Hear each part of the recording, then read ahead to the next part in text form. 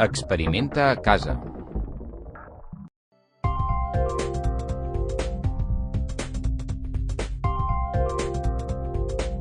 L'atracció electrostàtica entre les molècules d'aigua provoca la tensió superficial i s'origina gràcies a l'atracció entre l'hidrogen d'una molècula i l'oxigen d'una altra.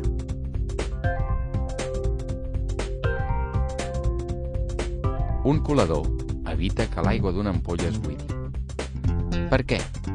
Això és degut a que la tensió superficial fa una fina membrana d'aigua entre els petits quadrats de la reixeta del colador, que fa prou força per evitar que l'aigua caigui.